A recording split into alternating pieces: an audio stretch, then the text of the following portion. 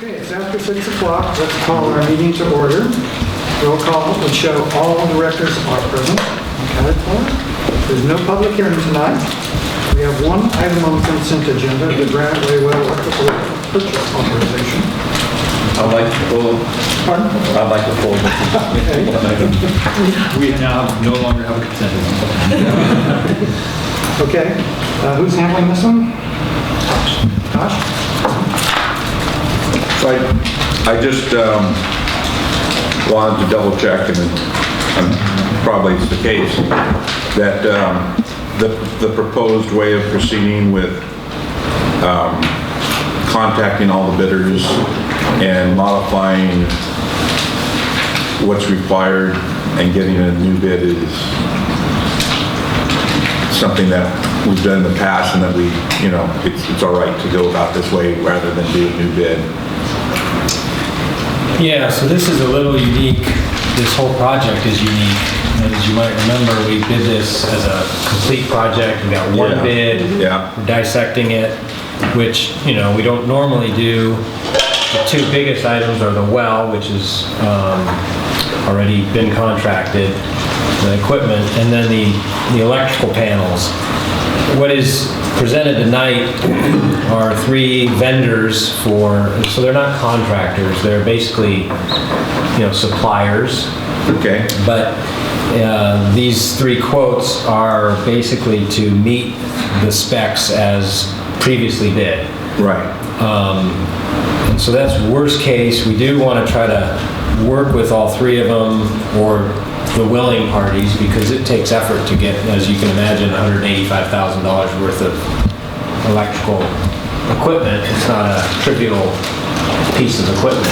Right. So it takes time for them to invest. And so we may get to the end of their threshold, and they may say, forget it, we're not interested anymore. We gave you a price, and if you want us to build it, we'll do it. And after that, they may just walk away. I'm confident that at least two will proceed and try to value engineer the equipment and maybe go beyond what was originally specified. And, what I'm trying to get at is it was one big cabinet that was very tall. And can we have three shorter ones and still be functional? And So my concern was just that all contractors or all vendors are going to be given the same opportunity, and it's not going to be playing one off the other. It just is going to be refining the specifications, basically allowing for the smaller cabinets that don't have to be custom. Right. Okay. If they're willing and wanting to submit a revised price with a non-custom cabinet, then they may. And like I said, some of them may say, you know what, I've had enough. We already kind of got that vibe from one of them. Okay. But, so we'd like to give the general manager the authorization to go up to 185, but I'm pretty confident that we can, be under that. But we just kind of need that flexibility to move forward and not have to come back to you. And then, Bob, this is all right doing it this way on a bid? Sure. Okay. I'll make the motion then. Thank you. Well, I had another question. Oh, wait, sorry. And that was you said that you thought you could go below the lowest bid through value engineering? Potentially. Potentially. And you only saw value engineering mentioned in the Tesco bid, the original bid. Well, all three of these are meeting the original project plans and specs. And we wanted to make sure to compare apples to apples. Tesco did at the last minute, if you looked at the date of their bid, came in, we didn't, with that value engineering option. And so we still need to work with the others to make sure it is fair. But they cut quite a bit off their bid, almost close to $100 grand. So we want to make sure the other ones can also do that. I think in general, we're still saving a lot of money from the original lump sum bid that we had. Right. I'll second his motion. Both motions. Yes, sir. There's, yes, both Yeah. motions.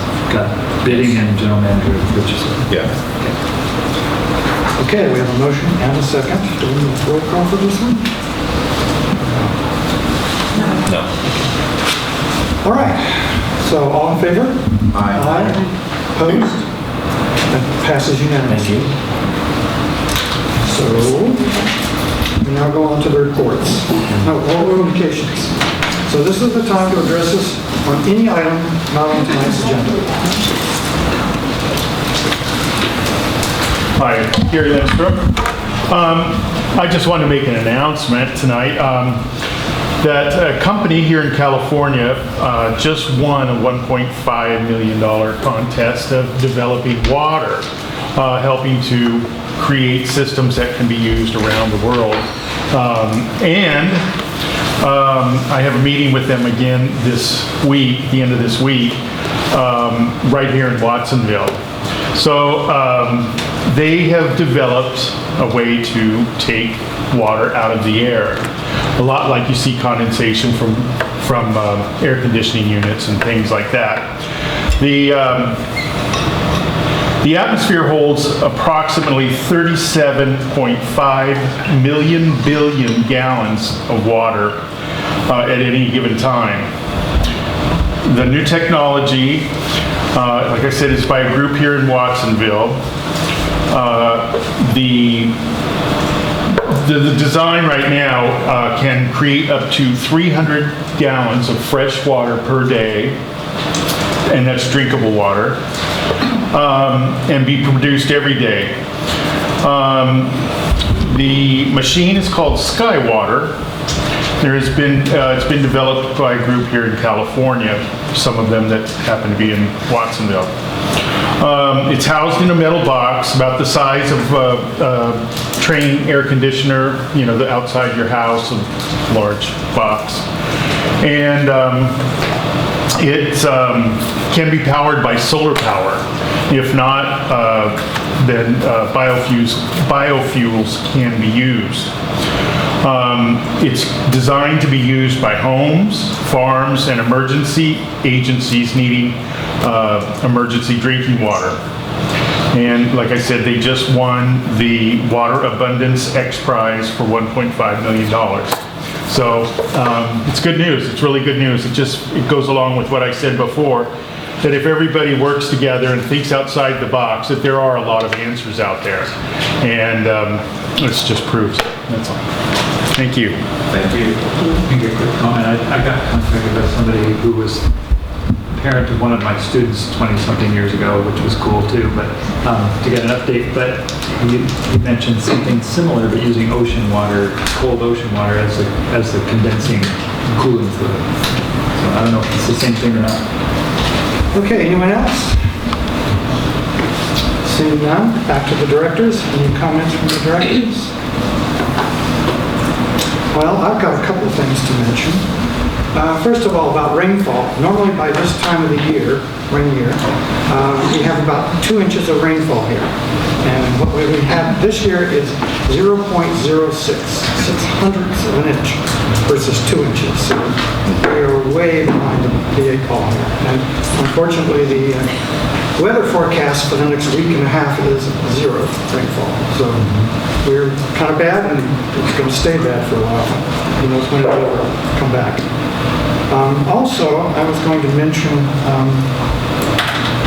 let's see, where is that?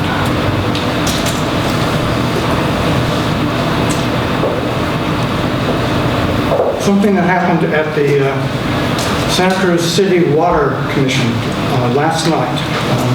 There was a bunch of presentations and discussions, and one of the things was talking about in lieu water transfer with Soquel Creek Water District. And under that, there was a discussion about costs. And under the section long-term cost estimate, I'll read you what it says. It's just a small paragraph. Long-term water pricing will depend on many factors, including if the supply can be interruptible or must be guaranteed if it is winter only or summer as well, and if/when the city would receive water back. These issues which would be part of the terms and conditions of service of a longer-term agreement, will need to be answered in concert with consideration of the city's current capital investment program that is upwards of $350 million and will impact the cost of water. As a reference point, past studies have provided initial cost estimates in the range of $1,000 to $22,000 per million gallons. Kennedy Jenks, 2015. Now, you convert that to price per acre foot, and we get $3,600 per acre foot, all the way up to $7,200 per acre foot. And for comparison, the Pure Water Soquel project, the cost is about, I think, somewhere in the range of $3,000 per acre foot. So what we may be looking at is the city trying to charge us more than the Pure Water Soquel project is going to cost, even up to over twice the cost. And if that happens, I think transfers have a difficult time of playing a part in our solutions. So just thought I'd bring that up. Not to mention the unpredictability with the weather. And also, our Pure Water Soquel, since it involves construction and projects, we can get grants, we can get loans, and neither of those apply to just purchasing something, which is what this would be. So we would have to just pay for it all right out of our funds and put it on loans or grant receipts. Or the cap. You're talking about bond issues. Yes, bonds and grants. So that's something for us to keep looking at. And I'm done. So we go to reports. Yes? I do have something. I was trying to remember what it was called. Okay. But every year, because I'm very interested in innovation and other ways to get water and water information in general, and every year there's a seminar conference called Imagine H2O in San Francisco, and I suggest that you go to it. It's very interesting. I've been to it for the last 3 years. Yeah, we get a lot of our information from Jeffy? I actually do have something I mentioned to Ron at the break. I attended a talk at USGS today where they didn't give details, but presented that they're doing modeling of the effects of sea level rise for all of coastal California for different sea level rise scenarios. And it's just something that as I get more information, I'll share it with the group here. But in terms of groundwater sustainability, when you get the sea level rise, you need to raise the water levels more than that amount to keep the seawater offshore to prevent seawater intrusions. So. In fact, our Gary Griggs, UCSC, is the leader of the California seawater rise assessment for, I think, for all of California. Some local people involved in that. Anyone else? Okay, we go on to reports. The board planning calendar, 5.1. Yeah, it's up there on the screen. I'll just point out one thing that's kind of nearest in time, and that is on November 15th, on Thursday, from 7 to 9 p.m. at Simpkin Center, the Mid-County Groundwater Agency will be meeting, so that's their next kind of big meeting. They meet it every 2 months. And the GSP, the Groundwater Sustainability Advisory Committee, meets every month. So listed, and of course, some of the board members are attending AQUA, Association of California Water Agencies Fall Conference in San Diego. And that's shown up on the board too, and some staff will be also in attendance. So that's all. Any questions? I'll just point out again that I'm not going to be at the 15th meeting. My son's East Coast wedding reception, so, and then I could potentially conference call in to the meeting on the 20th. I'll still be out on the other side of the country. Might be late there, but. But you'll be partying till early hours, I'm sure. And Director Christensen's going to fill in as the alternate at the NGA. Yes. Okay. So, Ron, pardon? I may not be at the December 4th meeting. Might have to call in. Okay, we go to 5.2, Finance Administrative Services Committee summary. So we've provided a summary of the meeting that occurred on October 22nd with the Finance and Administrative Services Committee, and we had an update on audit for the fiscal year. The auditors have just completed their on-site audit work, and so we'll be preparing that and bringing that back to the board in December. Tracy provided an update on our CAPRA situation, and we have resolved those issues, and we are once again withdrawing the healthcare portion of Paychecks beginning tomorrow. And then I provided an update on the rate structure and where we were on rate development, and we talked a little bit about outreach and percent.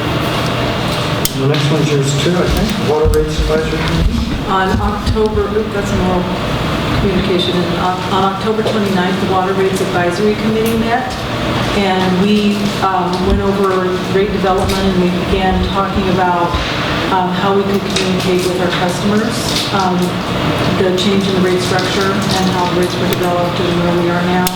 And so the Water Rates Advisory Committee had a lot of good input on that. And we talked a little bit about whether it was time to start talking about disbanding that committee, whether we needed to have any more meetings. And they were pretty positive about wanting to hang in there a little while longer and help us out. So that was encouraging. Any questions?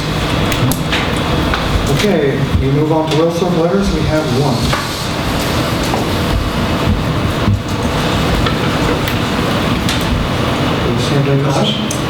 Yeah. This lot was annexed into the district earlier this year, and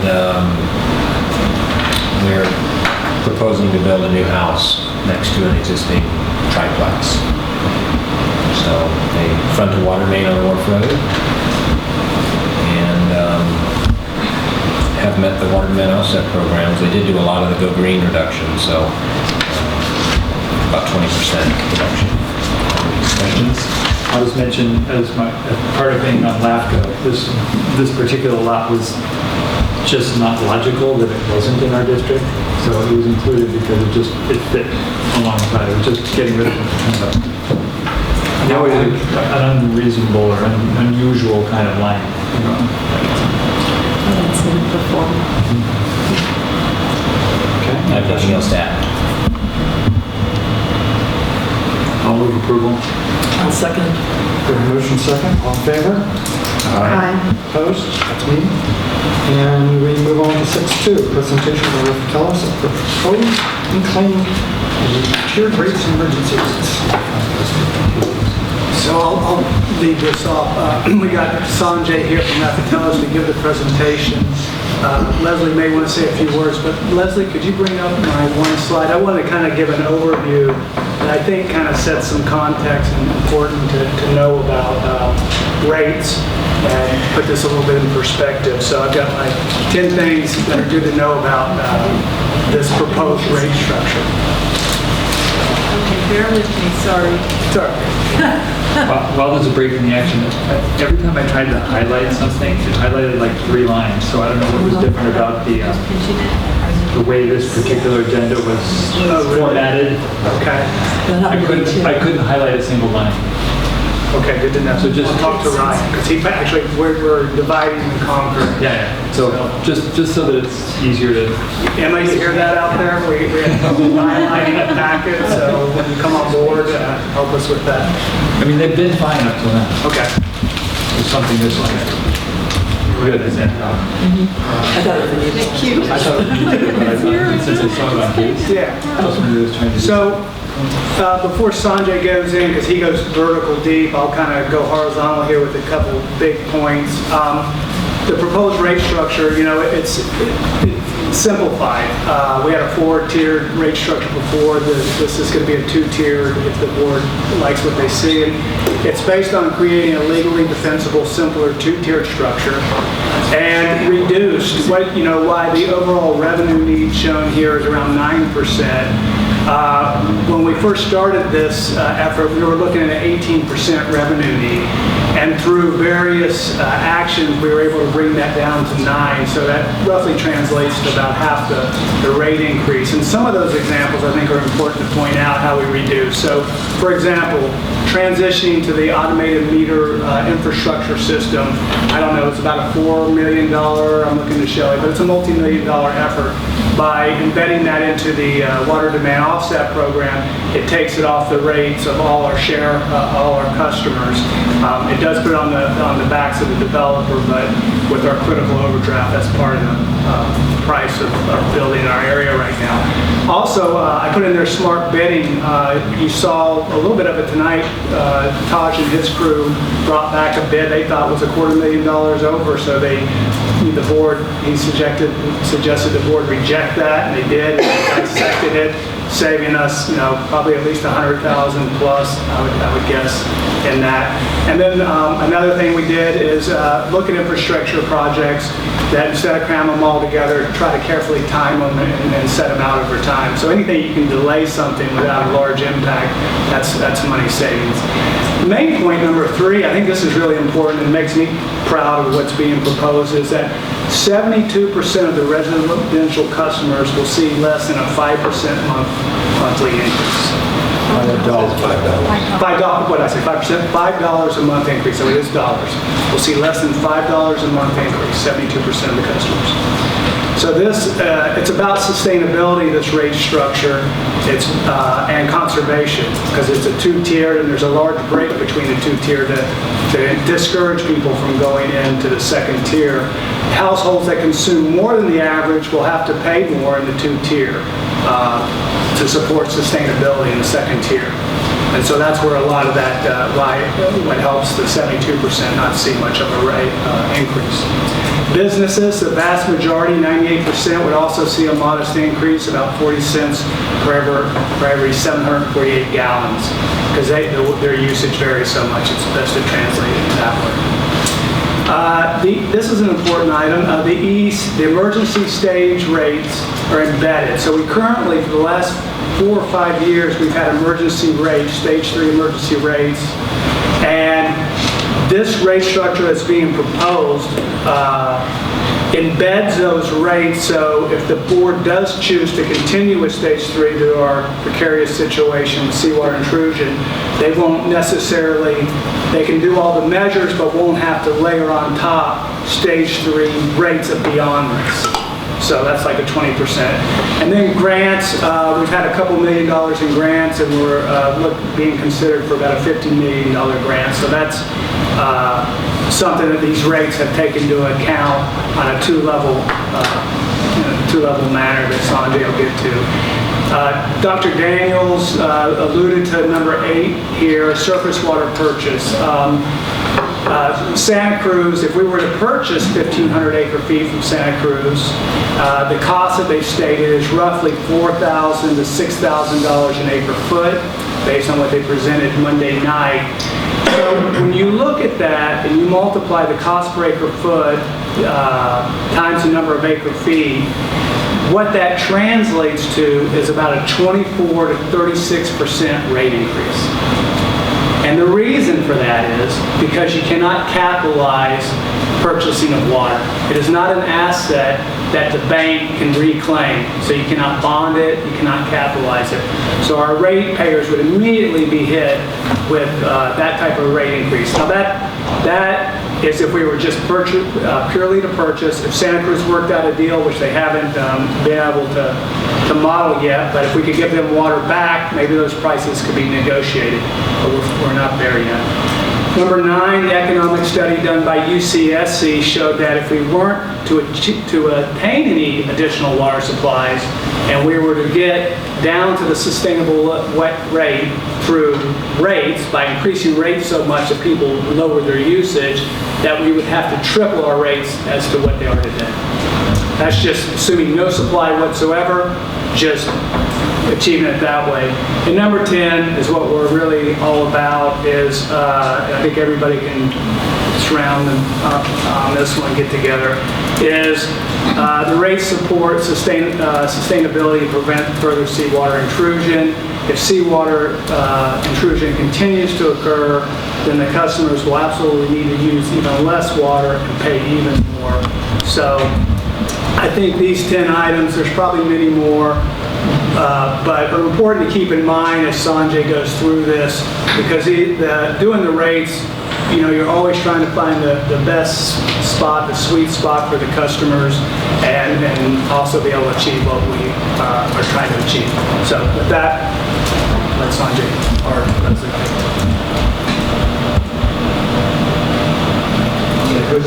Leslie? Yeah, give her a second. I'm trying to,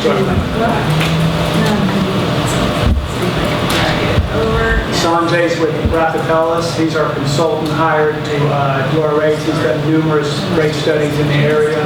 Santa Cruz, Watsonville, Scott Valley. and around the companies. Ladies and gentlemen, never work He's working on that. I have no idea. So that was my presentation. Thank you very much. Any questions? Slide number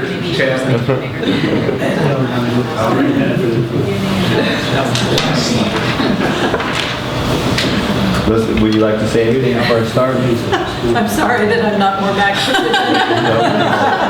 I couldn't do what you're doing either, trust me. And how do I do that? That's it? Oh, there it is. Okay. Perfect. Okay. Leslie, would you like, should I start then? I'll go ahead and let you go ahead with Okay. the presentation. Sorry. No problem. President, board members, staff, and public, I'd like to present our presentation associated with the rate study. As you know, this is a culmination of different presentations that we have presented with you. We started off with a financial plan, talking about the different scenarios associated with that. We received input from you the last time I was here about that. We've incorporated into this. Financial plan is just as a background, remember, is basically how much cash we need to generate to meet our reserves, our coverage ratio. After we do that, we do what we call a cost of service, where we allocate the revenues to different cost components, and then based on that information, we design rates. And so today is a sort of a culmination of all that effort. So we're going to first go over the financial plan scenarios that I presented last time I was here, and based on updates, based on your input. So we have two scenarios. The first scenario is the best case scenario that we receive grants. We're hoping to receive $450 million worth of grants. Because of that, we won't have to issue as much debt. $45 million in grant. And then we would only need to issue $52 million in debt. Why is that at up to 97 and the other one's 95? I was just curious about that. Yeah, the main difference is because of timing of repair and replacements assets. There's a delay in that. So Scenario 1, there's a delay. in scenario 2, there's a delay in CIP. Oh. It's delivered. So basically. All right. Thanks. So that's the major difference between the two. So that's why if you see the rate adjustments actually, if you'll notice is that in scenario 1, the first 2 years is 9%, the next 3 years is 8% and 6%, while scenario 2, as you'll notice, the first 5 years is 9%. So it's only a slight difference, and the reason why there's a slight difference is because of the repair replacement. We pushed out some projects. And the reason why we were doing that was that we wanted to, as much as possible, minimize the rate shock with scenario 2. So scenario 2 is really what, unfortunately, we have to issue the Prop 218 notice. We have to assume will occur. That's the worst case scenario. We're hoping scenario 1 will happen, that we do receive the grants, thus we can issue less debt. In the long term, as you know, if you issue less debt, it's much more affordable and better for the district. And we can always decrease the rate. We Correct. can increase them. Yes. We've done it. So this is scenario 1 with the grants. As you can see, the top chart shows the graph shows the graph of the revenue adjustments. Those are the blue bars. The green line is the coverage ratio requirement. When you issue debt, there's an obligation about meeting certain targets. That's that calculation of the green line. We can go into how that's calculated. The red line is what the requirements are. As you can see, the green line's above the red line, so that's a good thing. So that's the first thing we want to check. The second thing we want to check is your ending fund balance. The bottom chart, the green line is your target reserves. The bars are the ending balances. The ending balances do fluctuate a lot. The reason why they fluctuate, one of the reasons why they fluctuate is the amount of debt being issued and the proceeds being drawn down in the CIP expenditure. Now, this all assumes that you do spend all that money in that single year of the CIP project. They may not occur. There might be a little bit more of a revenues in there, but in the end, your funding balance should be this once you spend it all. Now, this is without the grant. So now we're doing 5 years of 9%. The Prop 218 notice will be for 5 years, so it'll show the 9% increases. The green line again is the ending balance. As you can see, you're meeting the coverage ratio. It's sort of tight in fiscal year 2024, where we're getting very close. Again, as this is the plan, you're going to do this for 5 years. In 2023 or 2022, one of our recommendations is to evaluate this and see what's needed in the out years and whether certain debt issuances are needed or what kind of rate adjustments needed. So once we've determined the revenue adjustments, as we mentioned, we are recommending that we use scenario 2 for the cost of service, for the Prop 218, for the administrative record, for the Prop 218 notice. Then comes the revenue cost of service. And so we know how much revenue we want to collect. We determine what the cost is associated with the different components. So we identify the components.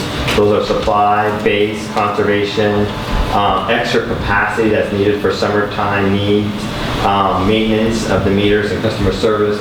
So as they click on the next button, there's the animation that should show up. And then we basically determine that cost. We allocate how much of the revenue is supply related, base, conservation, extra capacity, so that's that peaking for summer use, meter maintenance and customer service. But then we determine how we're going to collect that. So supply, base, conservation, and what we also call water reliability will be on the bottom metric. The fixed charge would be the peaking cost, the extra capacity, meter maintenance, and customer service. So now this gets into the details. So now I'm showing you numbers with the 9% revenue adjustment. So everything has the 9% incorporated, the rates, the impact. Can I ask you a question? Yes, please. So back to the previous slide, you don't have to do the animation, but extra capacity peaking costs, that's on a fixed rate, where I think some of that extra capacity is related to high water usage. So it seems like if you have tiers that if that cost is allocated in that, it would decrease the amount of extra water usage. So the extra capacity is looking at the winter versus summer. Okay. And looking at that. So it's not like on a daily basis? It's not a constant. If you use a lot of water all the time, like all throughout the whole year, then I would call that base delivery. Because you're using it constantly. So in Taj's ideal world, people use water constantly all the time instead of... Right. But so the extra capacity, what's the time scale? Hourly, daily, monthly? Yeah, so the engineers look at both hourly, peak hour and peak day. So now the challenge is the data, right? We don't have AMI, so then we look at the billing period associated with it. So we look at peak season. Yeah, so once you get AMI information, we can actually dive into that, and we'll look at peak hour and peak day. Am I missing something here that the high water use will contribute to extra capacity? So it seems like that should be in the volumetric rate, and maybe the base delivery should be in the fixed charge. Different agencies do different things. We've had a lot of discussion with staff, and we feel like this is the best approach. It's more in line with the prior practices that have occurred. And so we feel like this is more comfortable. Because this is the differentiation of the meter charges by different customer class. A different way to dice and slice this is to look at the tiers, which goes into tier 1 versus what goes into tier 2. And, so that's a different. Correct. Yes. This is just what goes in fixed and what goes in volume. Yes. On the right is for the meter, not for the volume. So the bigger the meter, extra capacity, that sort of thing. That's the difference. You're thinking volume. I've never bought that.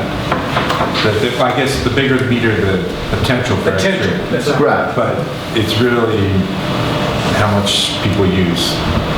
So I realize it's difficult to, we don't have the data for it.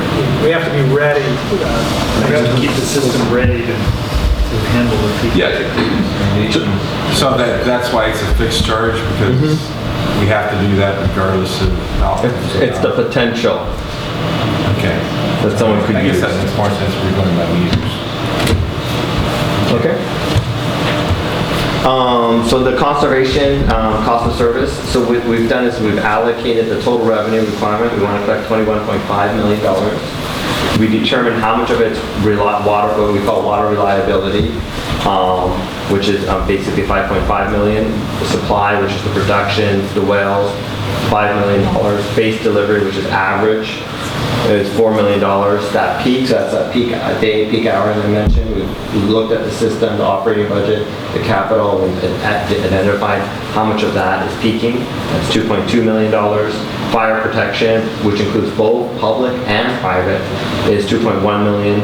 Meter maintenance, $1.5, and then customer service, that's the cost of issuing a bill, having staff available to answer the calls, some of that technology there, $1 million. And then we determine how we're going to collect that. So with the inclining tier rate structure, so with the commodity, so the first thing is the fixed charge.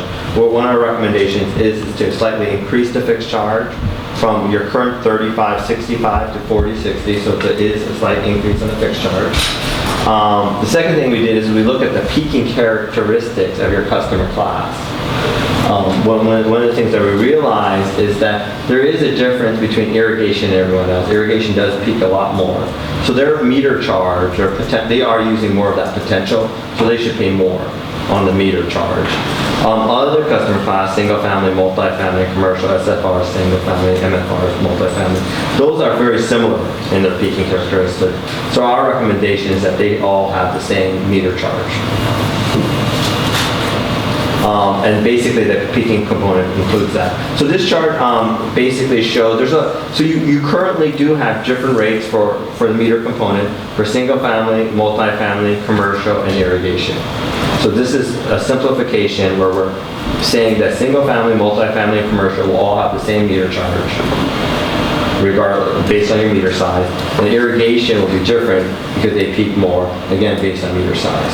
One thing you'll notice that I highlighted the 5/8 inch meter. So as you can see, your current SFR pays $32.95 with the proposed 9% revenue adjustment, with the proposed increase, slight modest increase in the fixed charge, that'll be $37.08.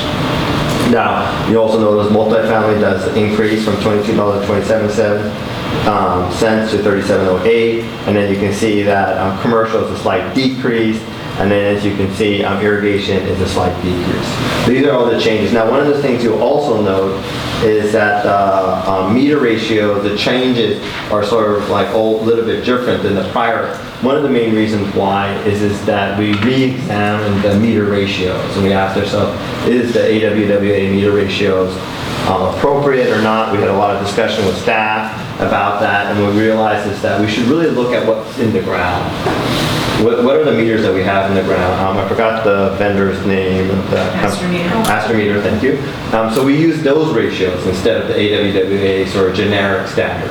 So these are specific to your service area. So that's why you see some more changes there, and why some of the meters are more higher. And there's more capacity in the larger meters compared to the AWWA. Okay? So with the tiered rates, so we are recommending a 2-tiered rates, as Ron mentioned. We're recommending that the first tier be 6 units, because that reflects the availability of water for the pre-recovery goal. So we basically allocated that. We know you have 2,300 acre feet for the pre-recovery goal. We can allocate that to each customer. That's basically, it translates into 6 HCF per billing period, per account. We're recommending a single family, multifamily, because that 6 basically is that indoor needs, health and safety, so they should be one customer class to reflect that. And then commercial and irrigation should have a uniform rate structure just because of the diversity of that use and how that water is being used. So the water reliability, as I mentioned, through the cost of service analysis, is $5.5 million. That cost is for to improve the long-term health of the groundwater basin, as we know. And that supplemental cost will be in Tier 2 for single family and multifamily. For everyone else, commercial and irrigation, our recommendation is to just create a uniform rate structure. So as I mentioned, we're going to have 2 customer class, so simplification, 2 tiers for residential, uniform for everyone else. Now the components, so as we know, water rates comply with Prop 218, must comply with Prop 218. There needs to be a nexus between the cost and the rates. As we do through a cost of service analysis to understand your cost components. We understand the supply, base delivery, water reliability, and we use those components to justify the tier when we determine the 6-unit breakpoint for tier 1. So this, a lot of information here, but we're showing you our proposal where we have the tiers definition, 0 to 6, greater than 6. We actually show you the HCF usage that's occurring in the tiers. And then we have the components. So the supply is $4 per HCF. Base delivery is the infrastructure to meet base average daily demand, $2.42. You add those together, you get $6.43. That's your Tier 1. This is with the 9% increase. Tier 2 now has those 2 components plus the water reliability, that $5.4 million. So that $5.4 million is being basically covered by the 194,000 HCF. So it translates into $22.76. You add those components together, you get $29.19. Now, if you notice for commercial and irrigation, the supply and the base are the same cost. The only thing different is the water reliability, where that's being translated into all the tiers. So that $5.4 million is being covered in all those tiers. So it translates into $4.36. So their commodity rate would be $10.79. Okay.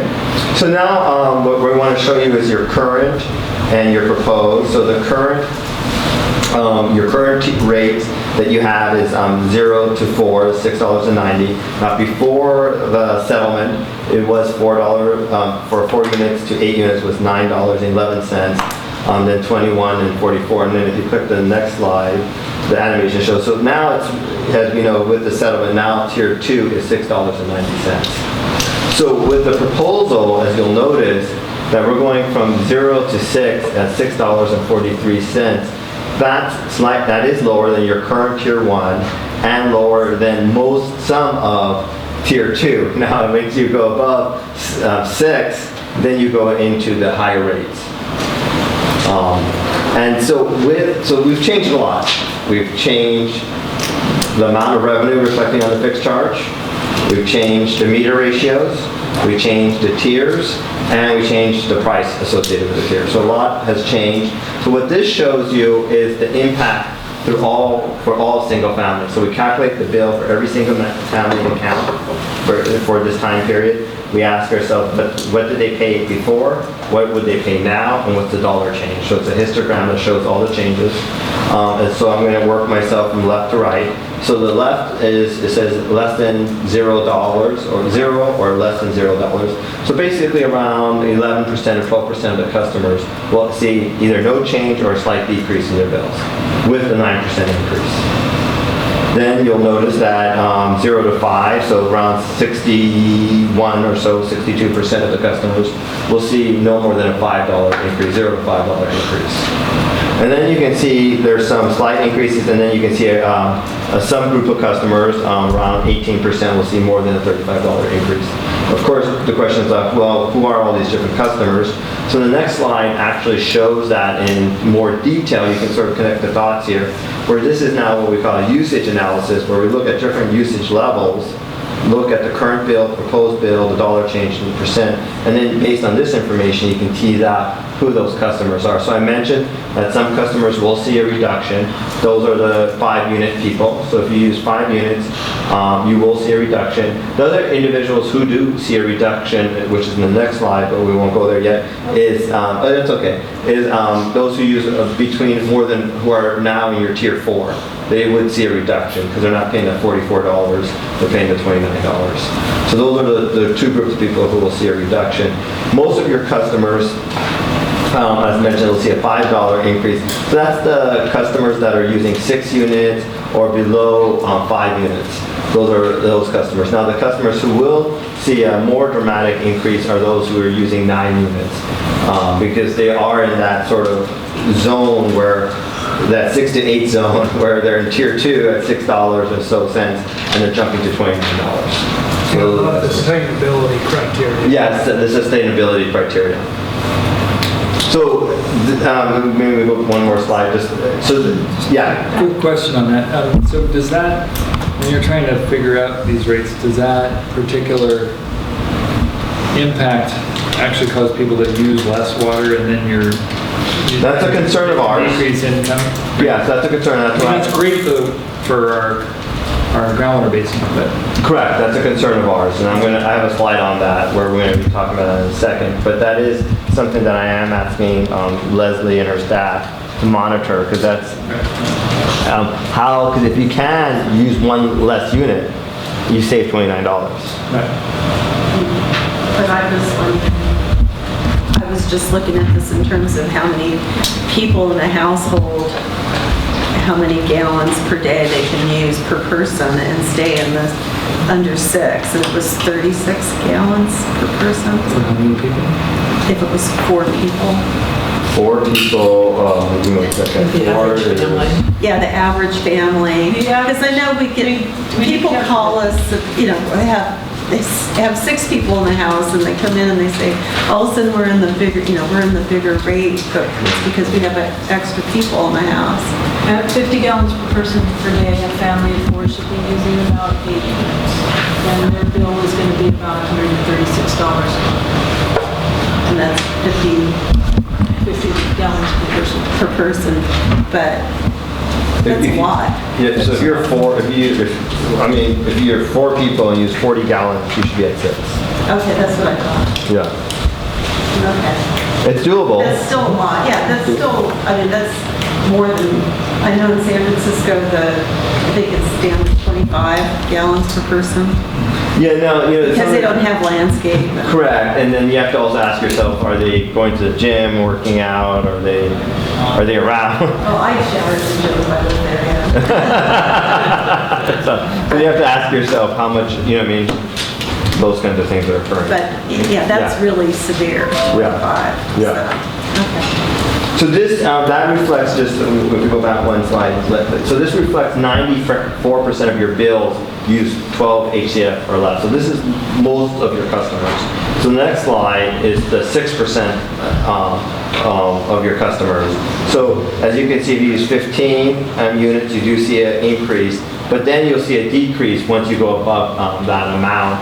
And that's because you're in tier 4 now, in your old rate structure.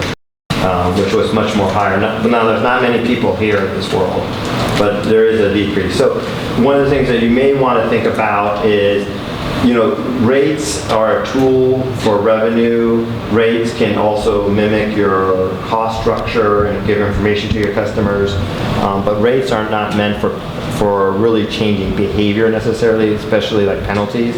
So if you feel like this amount of water, certain amount, let's just say 30, is erogenous, you shouldn't be using that amount of water, and given the water supply reliability, then you may be looking at other avenues such as penalties, which don't fall under Prop 218. And I do just want to quickly point out that these swings that you're seeing are not a result of the 9% rate increase. They're a result of the change in the rate structure. Even with no rate increase, you would still see these swings because we're changing the structure of the rate. Or tier 2. Yeah. And the only way to make that fair for multi-people households is to go to water budgets. Which has its own problems. Yeah, there's no, unfortunately, silver bullet here. This is a balancing act, unfortunately. So revenue stability is a concern because Tier 2 is not much sales. It's only 15% of your sales, but it reflects 42% of the commodity revenue. You're generating $5.7 million there. Because as I mentioned, most of that 5.7 is the water reliability that I talked about, which is $5.4 million. So, and the bottom is a chart that shows a schematic of the rate. So the dark blue is the proposed and the light blue is the current without the judgment decision. And you can see that delta in there. I didn't color to code it, but between the dark blue and the light blue, between 6 and 15, you can see it jumps up significantly. And so there's a concern that people may change their behavior, especially actually in the 6 and 7 units. We've also looked at private fire, so we've determined what's the cost of fire service, that's both public and private. We've looked at the amount of private fires there are. We've calculated it. As you notice, they are going down, except for the 1.5 inch. It is a 13 cents increase, but everyone else is going down. I will point out too, though, that after September, after the judgment, we did lower the 2-inch private fire service charge to $14. So it shows here as a decrease, when in actuality it would be a 37% increase over that revised number. Oh, that's what this shows right there. I jumped a slide ahead. Yeah, we had that animation there. Okay. So the other component that Could you go back to that slide or either one?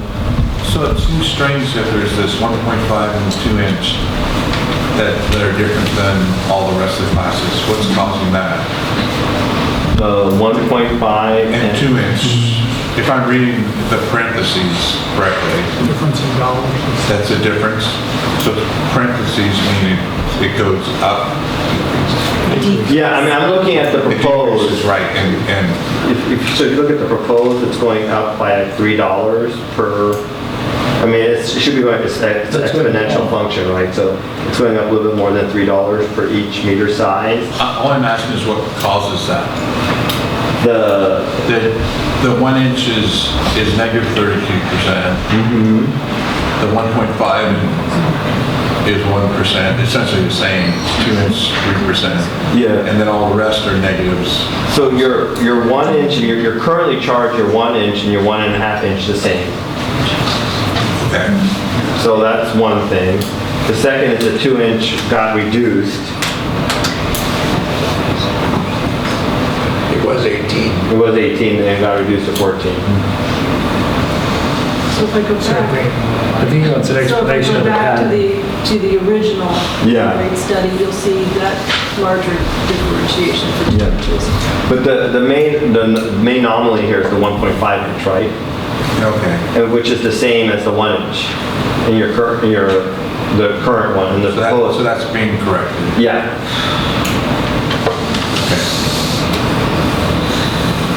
So next we want to talk about emergency rates. So these are rates that would be only declared at a time of emergency. The board would announce an emergency, such as a drought, something occurring. Example could be a fire or earthquake that would limit the amount of water available.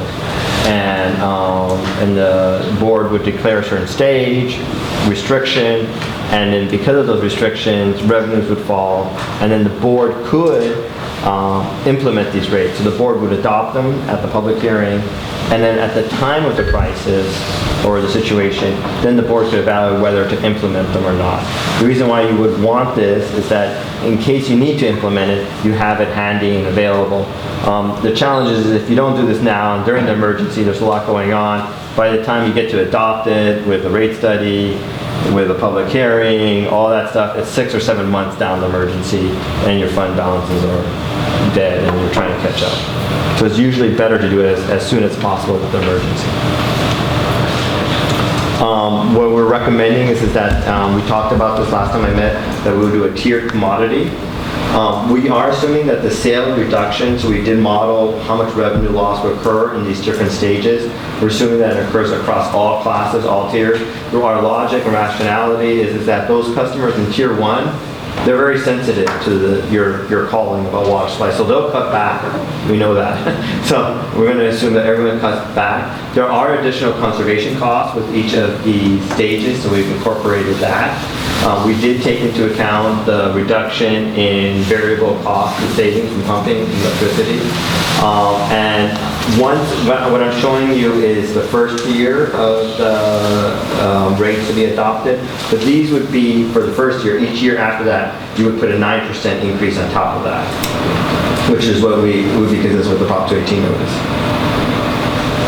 So these are the 5 different stages, the stage description, the target reduction that goes from 5 to 50%, and the additional conservation staff, or additional conservation costs, excuse me, that's required for each of the stages that we've incorporated. One more slide ahead. All right, yeah, and then another head. Where did I go? You went back. There you go, thank you. So what we have here now, these are for fiscal year 18-19 rates, where you have the base, and then you have now the emergency rates that incorporates that on top of the base for the different stages. This is for the first year. The other years would be a 9% on top of that. So this is, and again, this is the dire situation. Hopefully you won't need this, but if it occurs, you have it in your back pocket and you're ready to implement them if needed. So the next steps are to get your input about these rates and financial plan. If this looks good, we will start working on the administrative record, getting that ready.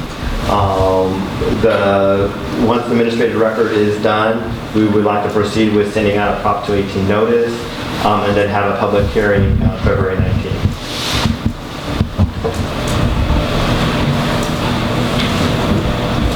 Questions? Okay. Public input. I have questions, but I can do it. Okay.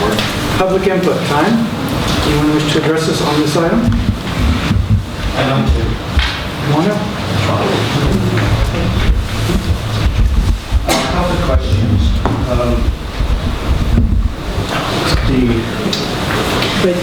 Could you state your name? Oh, sorry. Because I'm John Cole. I'm the rabble rouser. I'm sure you all know me. Sorry, I'm John Cole. Was it Gua? Gar, sorry, Sanjay. Can you tell me the breakdown, if you take out the 9%, what's the breakdown of the revenue requirement of 19.8 million? What is that base, what is the structure of that $19.8 million? I'm not clear with your question.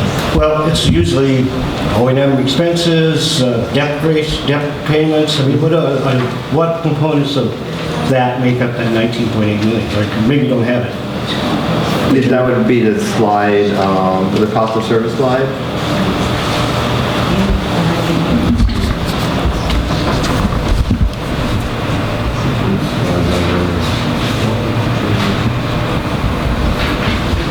Yeah, right. Yeah, there. Okay, if you take 9% off, it's 19.8 million. Yeah. And typically, they usually charge revenue requirements based on projected O&M expenses, rate-funded capital projects, annual debt service, and non-operating expenses. And so that's what I'm asking. What are those components of that? Maybe you don't have them on hand right now. No, I don't. I talked about that at the financial plan workshop when we went over that, which I assume is that on your? It's on our website. Yeah. It's available on our website. That would have been our September 4th meeting. Yeah, I have that. I have that. Okay. And the reason why I'm asking this is because it doesn't map to the fiscal year 2018, 2019, operating expenses. So that's, I'm just having a problem here trying to map that amount to the operating expenses because the budget shows 18.9 million. operating expenses. I know I'm throwing figures out here. I just want you guys to know that, I'm assuming when you do your rate study, you'll incorporate all of that and we'll see that. That's all. Yeah, it's based on the budget, 18-19 budget.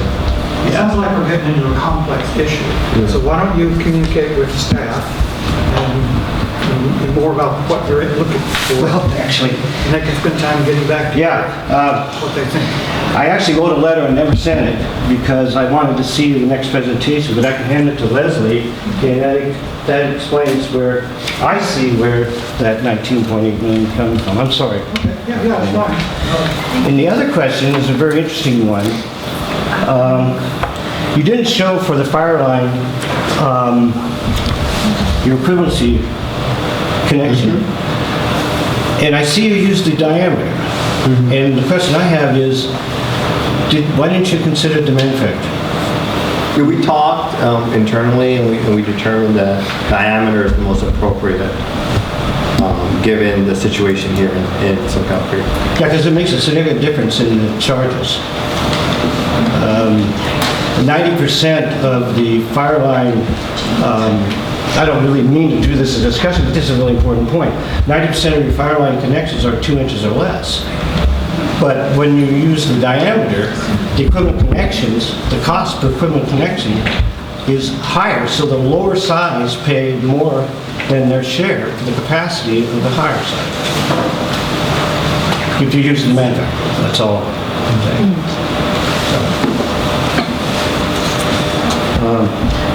I can hand you that and show you my analysis of it. Okay, thank you. Anyway, that's all I have. Thank you, Doctor. I'm sure they'll get back to you with some answers and responses.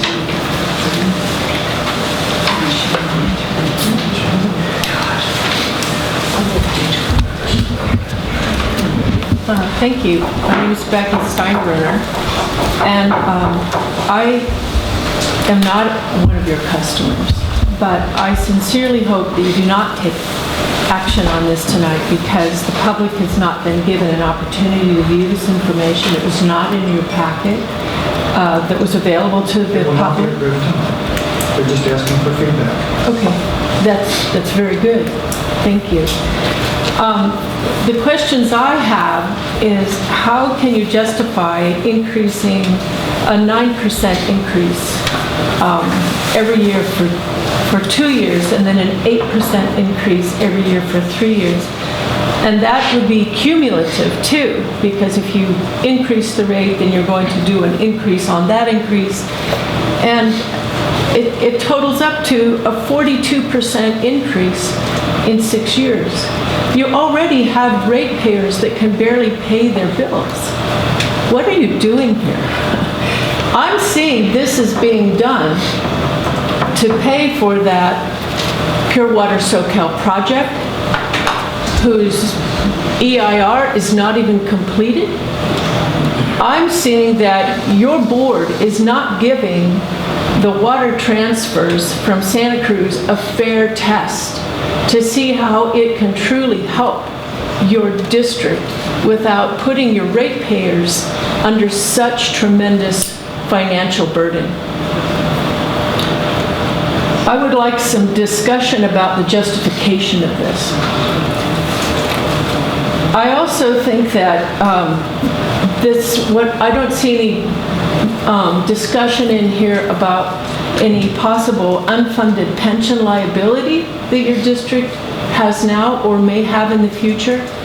I only bring that up because it is a huge issue in all public jurisdictions. And I really object to the built-in emergency rates because that is something that your board should be evaluating every year and having a true pulse of what's going on out there, not just automatically charging people emergency rates. And I would like further discussion about that. Thank you. Anyone else? Thank you.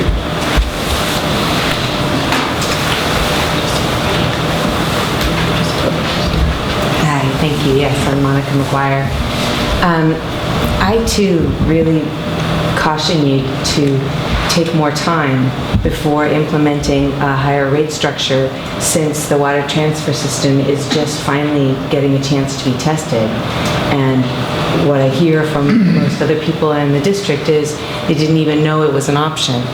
And now that they know it's an option, thanks to the election and that being one of the topics that was discussed quite a bit, there's a really large groundswell of people in Soquel Creek Water District saying, of course, they would be trying the less expensive option first, right? Are you kidding, really? And they're very upset to learn that there's something that could be done right now, and for a year at least, to take a look and see how much the water transfer system would work before evaluating that something else is needed on such an extreme high cost level.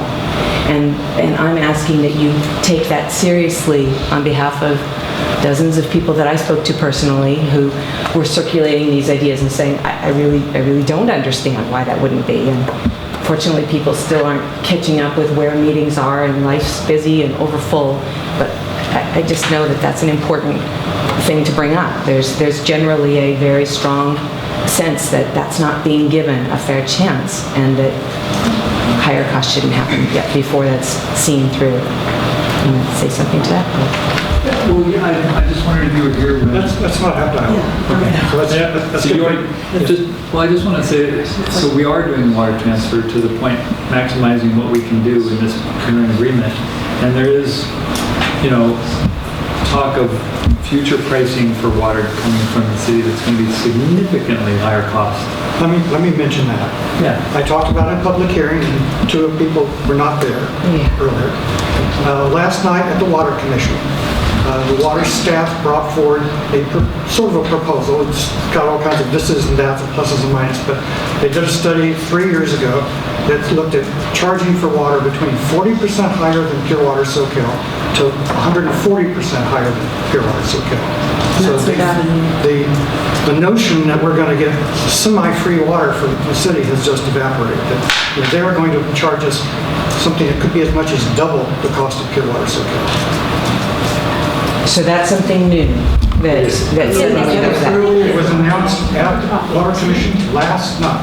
And so I would imagine that you're taking a very careful look with them to find out why and where negotiations could be made, considering what's been understood before. They did mention in that same document that they have expenses of $350 million to improve their system so they can do all these things. So they expect whoever they send water to pay some of that cost. So that's their justification. I don't know. Yeah, it sounds like that's another important, huge thing that you get to now look at. It sounds really important to look at. I'm glad to know you're looking at it and that you'll take it as seriously as everyone wants, because we would love to get cheap water. Yeah, and at least give it enough I time. tell all of you right now, if we can get water at the kind of rates we're getting from them now with the pilot program, we would go that way. We would cancel pure water. And as long as we got assurance that it's permanent, because the city has history of changing their mind in midstream. So if we get permanent, I get you. so if we get water permanently at this kind of price we're getting now, hey, we'd be stupid not to. Yeah, great. And more importantly, we don't know yet if that's a new thing, how far it has to go, and how much any kind of mediation or any kind of longer-term discussion about it needs to happen. But I am somebody very interested still who would love to help and see anything like that actually get its full discussion. So thank you for hearing and explaining. Yeah, thank you. I'd like to make a comment on testing, the transfer of water. Okay. There's no test that needs to be done. We know that if we get more water from whatever source, whether it's water transfers or another source, that the way that the system, that the aquifer recovers is by not pumping as much. So there's no test that needs to be done.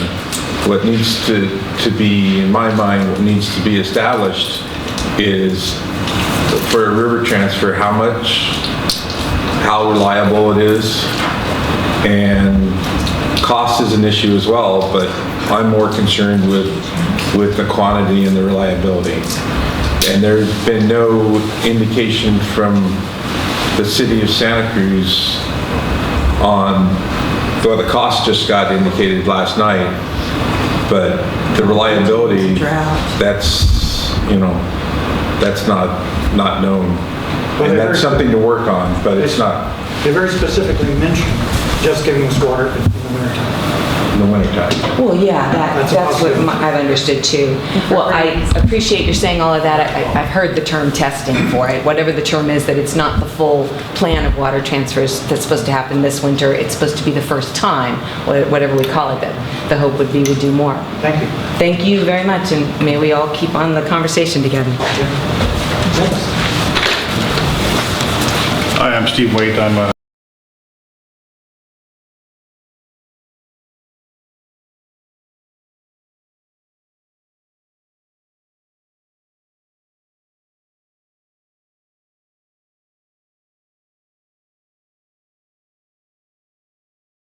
I live in the county of Santa Cruz.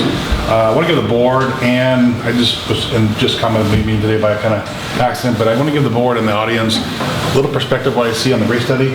I go to the meetings all around the state, from San Diego Pure all up to Monterey, and the rate study you guys proposed and looked at today was actually really, really within the range, probably on the lowest side what I've seen other districts. So I was really pleased to see what you guys come up with, and that's not a very big rate increase I've seen on other projects I've seen. So just give you a little, in the audience, a little water perspective.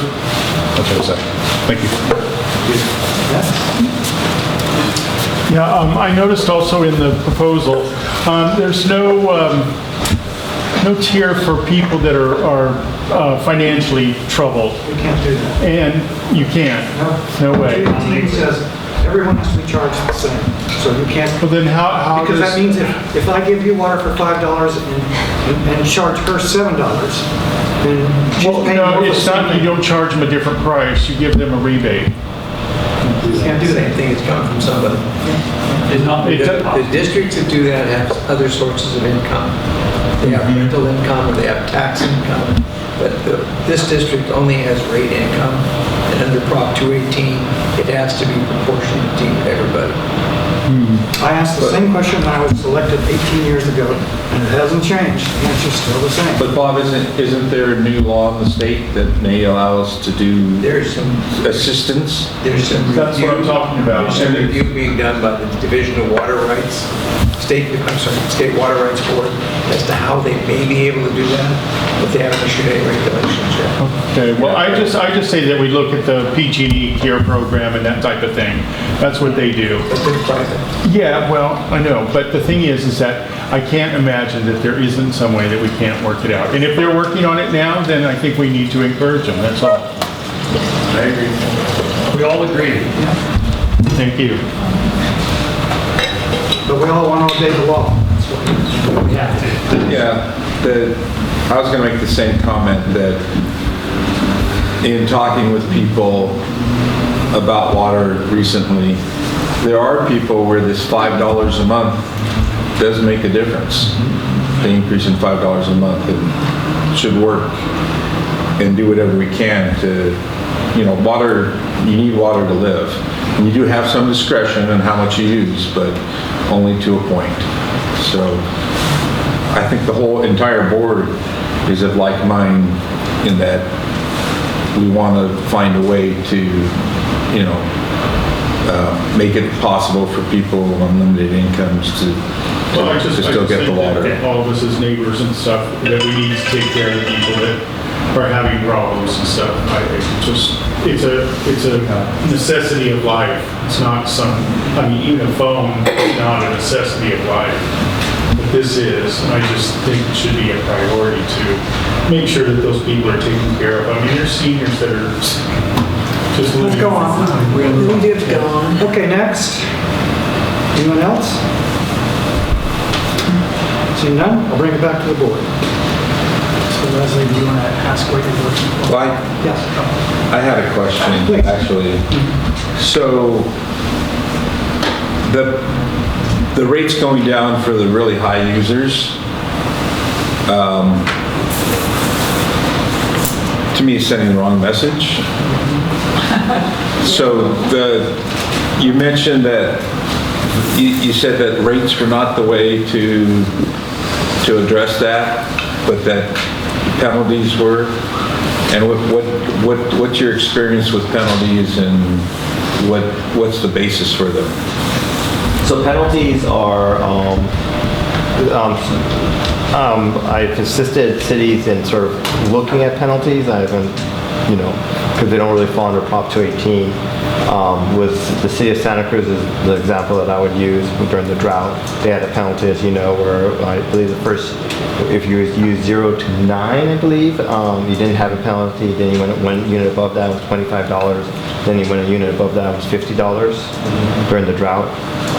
So you need to have some kind of logic. I don't know if, Robert, if you wanted to talk a little bit about the framework of penalties. Well, it's usually some excessive amount that there's a penalty kicks in that is more than what is reasonable under most circumstances.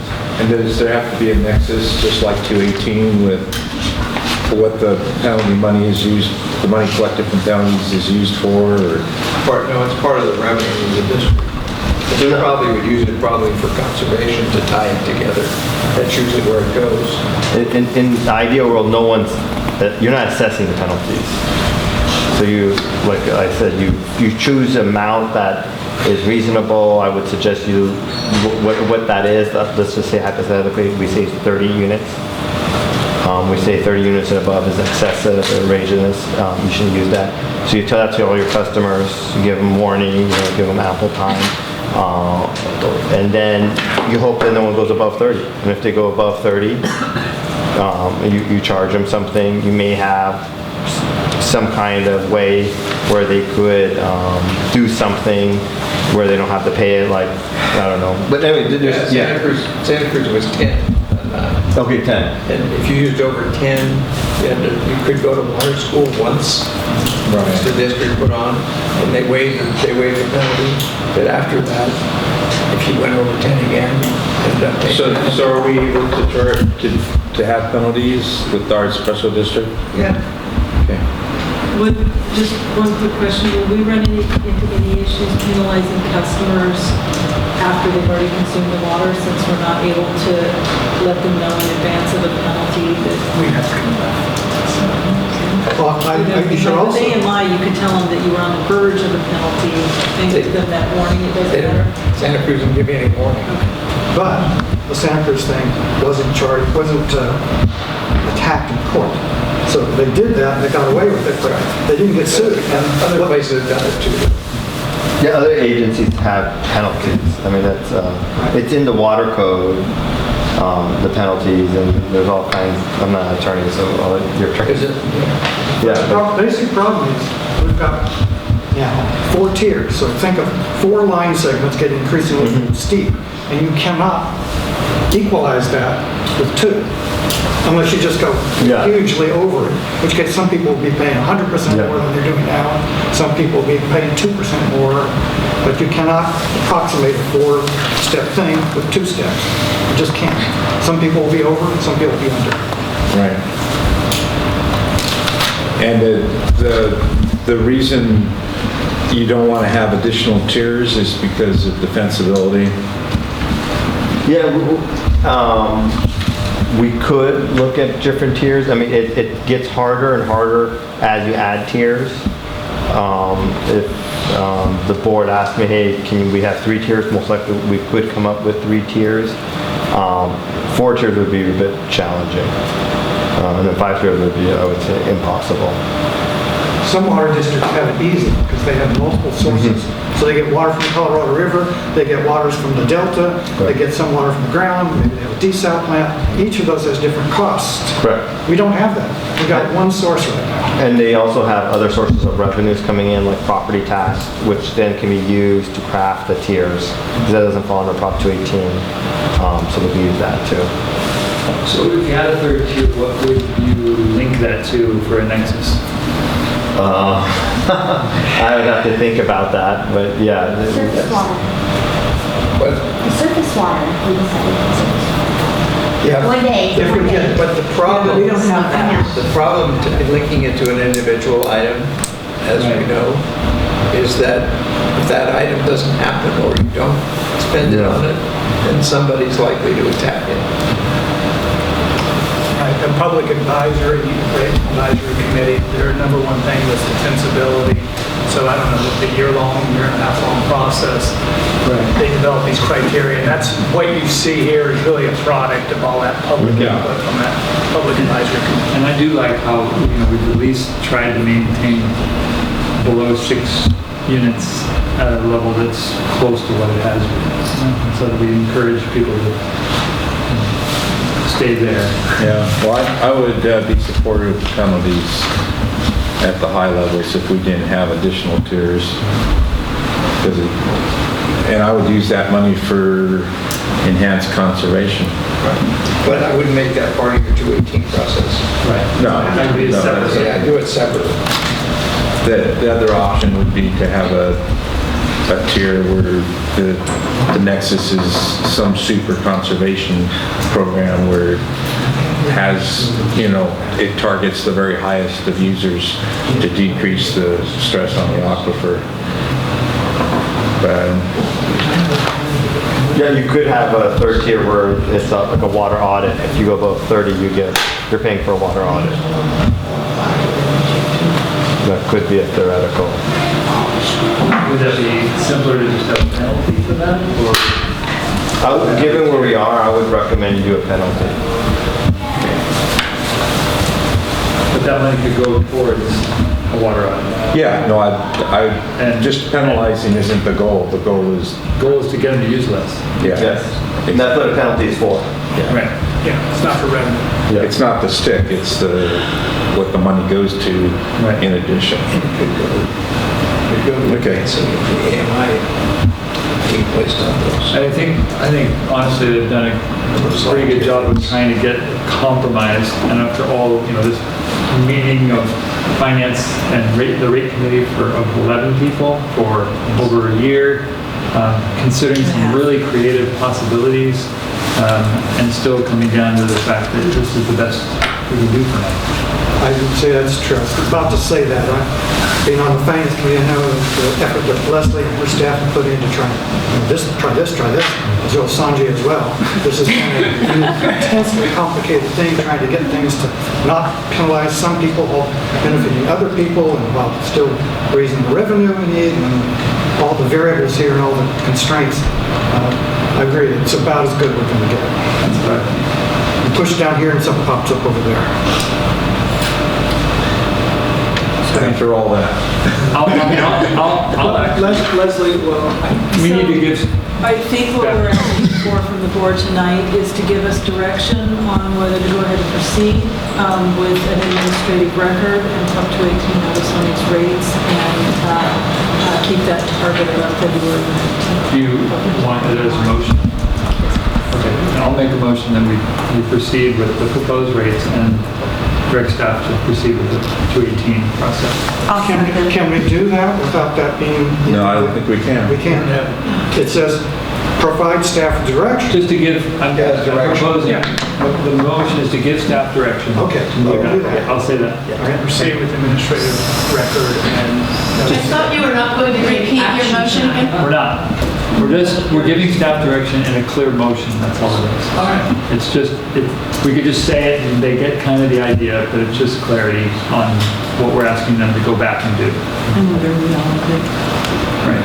And am I being instructed to bring back on a later agenda something about an investigation penalty? Can you speak? That could be a separate motion, but it was just, she wanted to... Yeah. I think it should be a separate motion. I think a different motion. But as far as the penalty idea, we'll come back. And it can be done well after we actually adopt this sort of thing. So I would say... Come back. Why don't we vote on this direction to staff? And just for clarification, the direction to staff was? Direction to staff was to proceed with development of the proposed rates. Prepare the administrative. Prepare the 218 process. Thank you. I'll second that. Any more And discussion? then, just for clarification, and then so after proceeding with this, then there's opportunity for the public to, through the 218 process, to to weigh in on it, and also there'll be a public hearing on the adoption of rates. Right, you're Absolutely. not making a firm decision on rates right now. What you're doing is simply saying, go ahead and move forward with notifying our customers of proposed rates, setting a public hearing date, and giving the public an opportunity to be heard before the board makes a decision. Okay. And we could make a decision that's less than the amount that's on there, but we cannot make one. Right. But we can also, at the meeting, with public input, change it. Yeah, but it has to be less than Less what than- We have we... historically done that before. So this isn't setting any... We have a motion, no, we didn't. We have a motion and a second, and we're having some discussion about it. Any more discussion? Okay. I guess just all in favor? Aye. It's unanimous. Passes.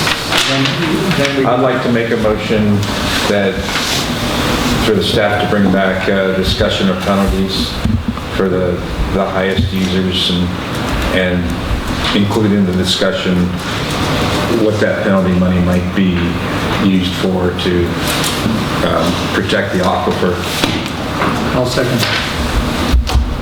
All in favor? Aye. Opposed? Good. Sanjay, thank you so much. Thank you. It carries on. Okay, so now we move on to Twin Lakes Church Pilot Recharge Well Project.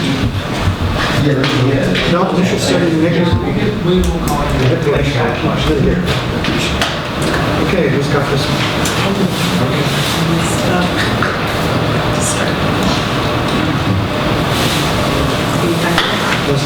Ellie, take over your shoulder. Sorry, Melanie, I'm trying to get up, but I can't. I'm sorry. I give up. I quit.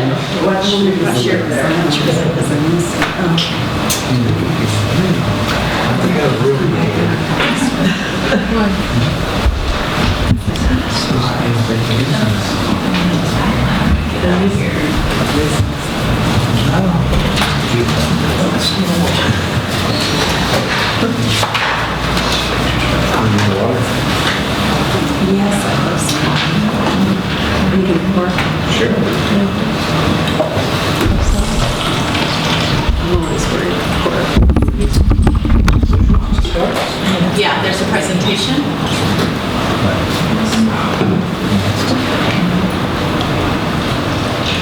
There we go.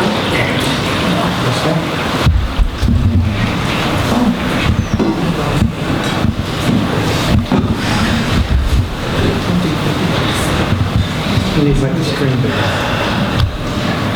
Sorry, guys.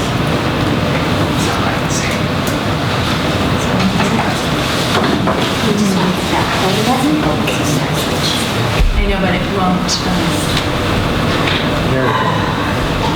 It's not looking like that. Okay, there we go. Okay. Thank you, Tracy. So tonight's item is 6.3 is a continuation of the environmental review for the Twin Lakes Church Pilot Recharge Well. I just have a couple slides to walk through this effort. The purpose of this project, this is one of the projects that's funded under the Prop 1 planning grant that we received for evaluating a project that would combat seawater intrusion. This is a pilot recharge well that we've sited at Twin Lakes Church to confirm the recharge capacity and the rates for a proposed injection well. This pilot study would collect soil and groundwater samples to further evaluate both some additional modeling, the design of the pilot recharge well, as well as understanding more of the geochemical characteristics of the project if the water to be used at a later date would be purified water. Do you guys want to close that door? Thank you.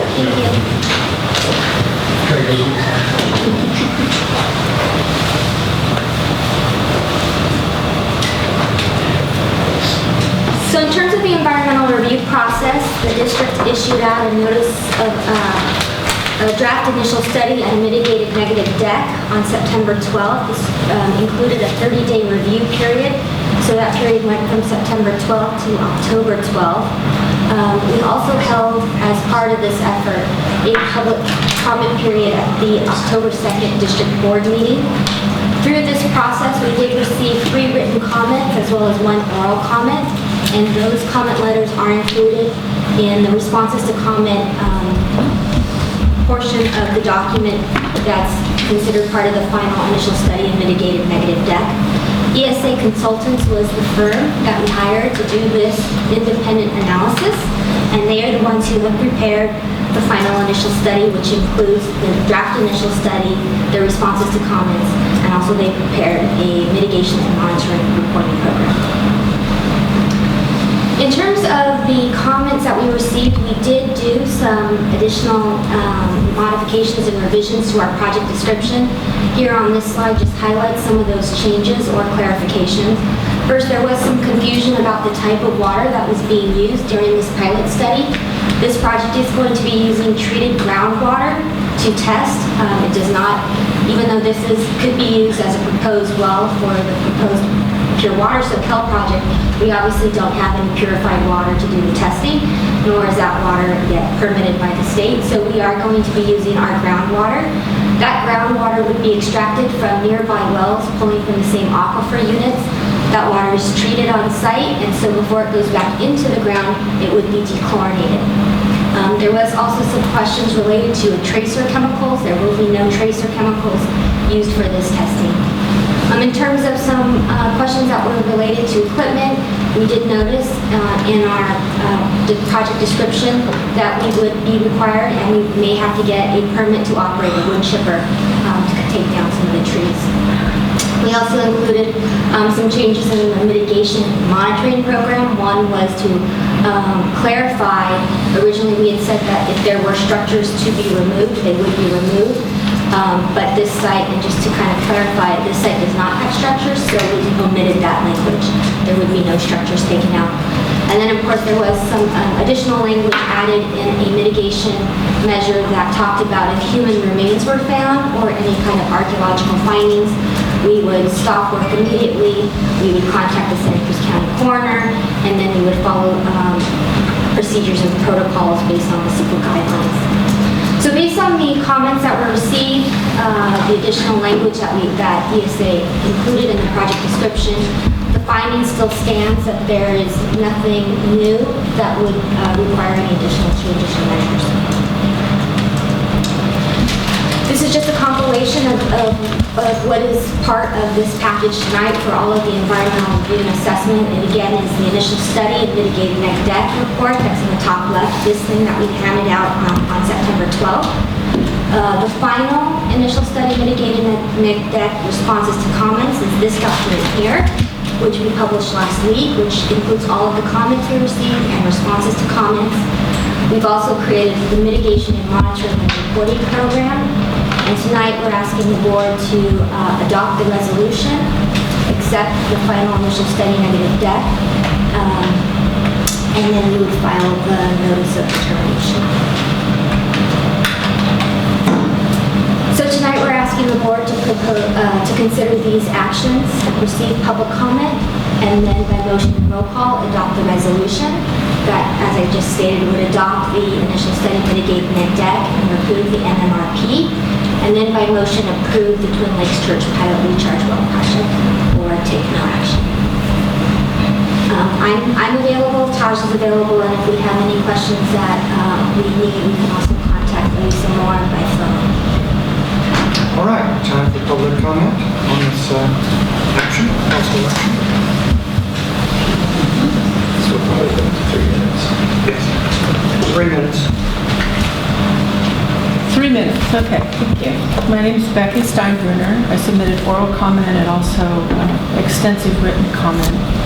And I still keep with my original claim that this document was not made public on your first page of your website until I brought it to your attention at the board meeting.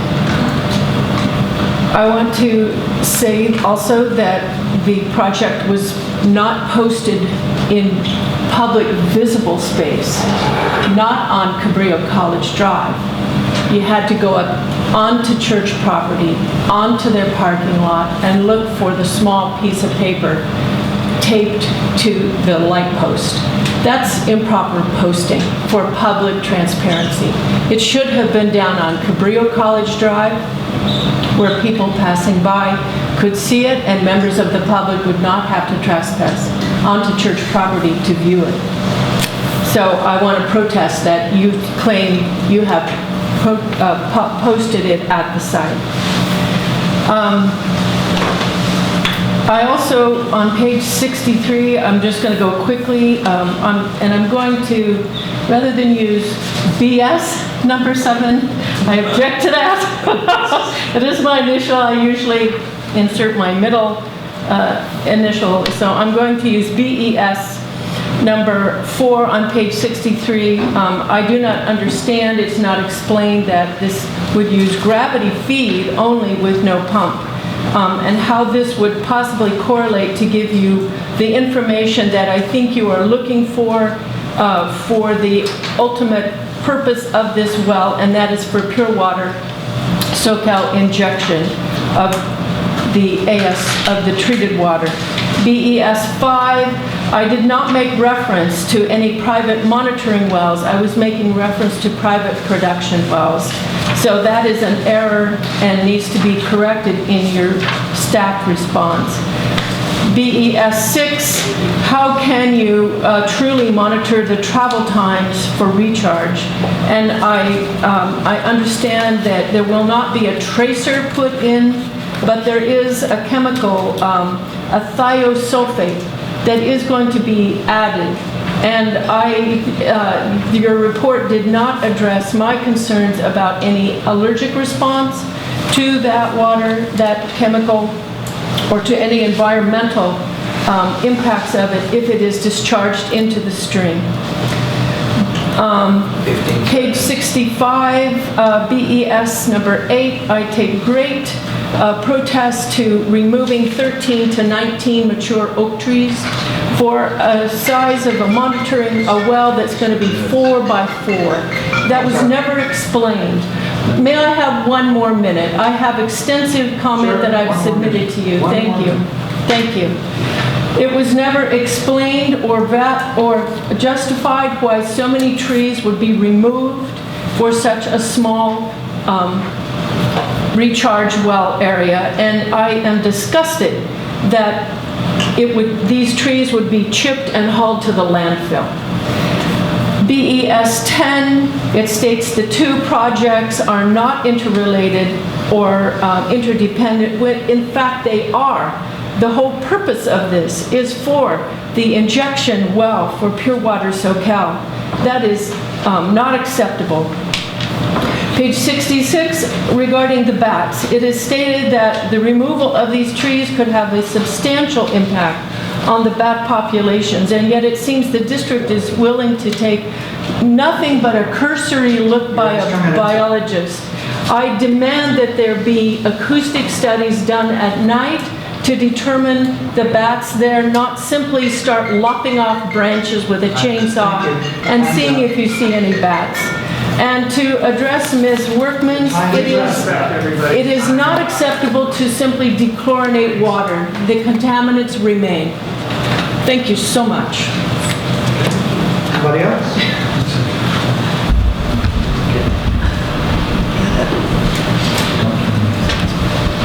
I saw some of the responses while she was speaking, and I just simply want to ask if you will take time to respond to the incredible work that she did, because it's really on behalf of a caring community and her incredible care, Becky Steinbruner's incredible care. And many of us don't have the capacity to do the kind of research that she's done, and it does really look as though those are incredibly valid points. The way that it looks like an injection spot will be used for pure water in the future looks bad, and the lack of caring for the environment and taking down trees and such, we really would love to hear anything that we can, please, of a response to all of that, because it's so concerning. And so you looked like a couple of times in there, you had some things to say, and with the benefit of a videotape here today and such, it would be really great to hear the responses and to know that this is being taken very seriously, since so many of us back Becky's amazing addition to our entire county with the way that she cares in order to try to put pieces together. So please take that into account, and I wish I could have taken more time before to find out what other items she wanted to read, because I wish she would take the time to hear it all and to have the discourse. Thank you. Please do. Anyone else? I also had a comment about the purpose of the injection well. It just looks bad. There's all of a sudden this pops up when you guys have got the pure water Soquel on fast track, and I just think that it's unnecessary at this time. And I also question the amount of trees that are being removed, and would like to know who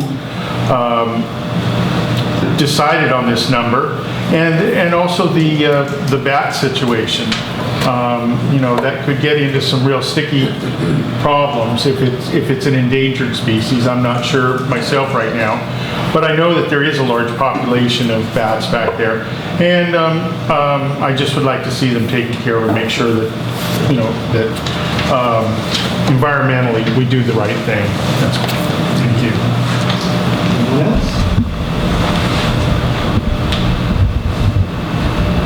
I'm going to bring it back to the board.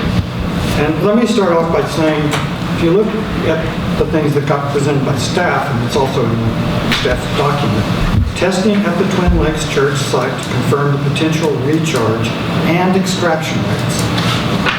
So this second part of it is set up because of the city's desire for aquifer storage and retrieval, ASR, where they would take a well, put water into the ground, some of their stream water, and then a dry season comes along, and they extract it back out. That second part is not needed for pure water at all. So this is being done to support perhaps using this basin for that purpose. So I think that proves right there, this is not just for pure water. Actually, both cases you'd want to put water in. And by the way, it's not injection. You fill the well up, and the force of the water itself, the weight of the water, is what forces it into the aquifer. So you don't need to pump it in. It's not injection. It's just putting the water there. And it happens naturally. And how do you know something's going to work anywhere if you don't check? Well, that's a particularly good Can't make a responsible site to decision on prevent anything. seawater intrusion, so. Yeah. Right. And most of the other things I think were covered in the comments to the... I read all those responses. Yeah, I read... So the bats, et cetera, are all covered in the comments. I read it very carefully, because BES, Becky, I don't know what the E stands for, Steinbrenner. I use my middle initial too, because of some people with dirty minds don't like my initials. Anyway, I read it very carefully.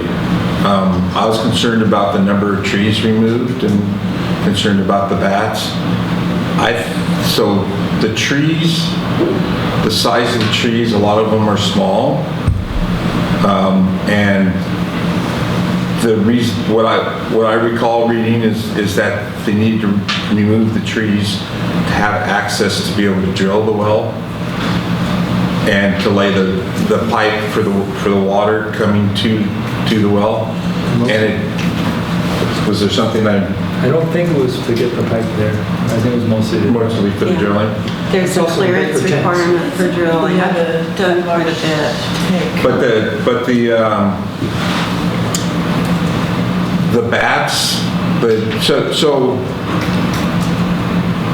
I want to second what Director Daniels or President Daniels said, that this can be used for river water, for recharging to keep the seawater out. It can be used in the second part of doing the the pumping to see what happens when you take it out. So I know it could appear to be only for the recycled water, but it could be used for other water sources. And in terms of the bats, there's going to be biologists there looking at it. It seemed like they were, if they found limbs with whole, with areas where bats could be living, there's going to be precautions taken.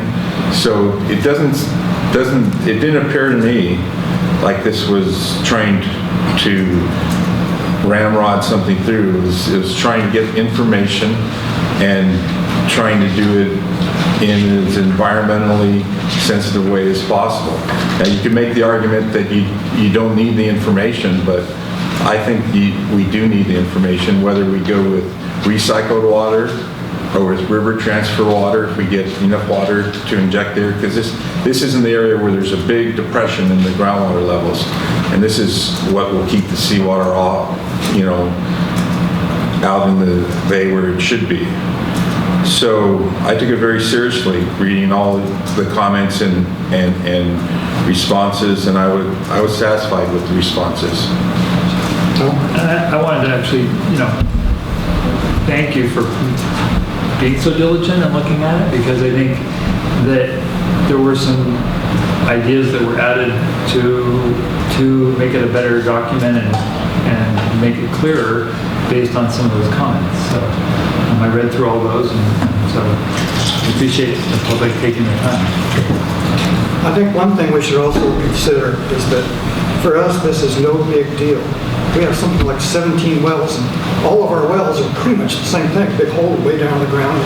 This well is not much different than the wells we already have, the wells we drilled in the past and abandoned. We've probably drilled like 25, maybe 30 wells over the life of this district.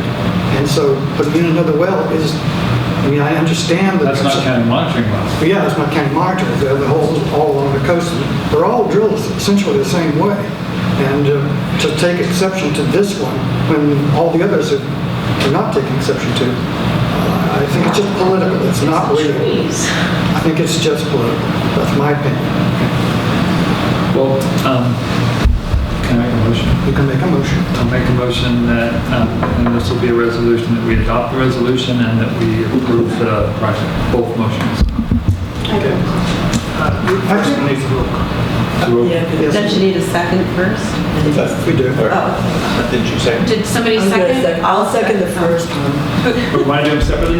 Yes. I think we should. Okay, then I'll just do the number 2, which is the resolution. Number 2. Roll call, please. President Daniels? Yes. Director Christensen? Yes. Director LaHue? Yes. Director Lathir? Yes. Director Jaffe? Yes. So that passes unanimously. Then I'll do secondly, approve the project. That's my motion. I'll second it. Okay, we have a motion second. All in favor? Aye. That one wasn't as... Not roll call. Can't keep up with you guys, you're too Any fast. opposed? No. Okay, that passes unanimously. Okay, so we move on. There's nothing else.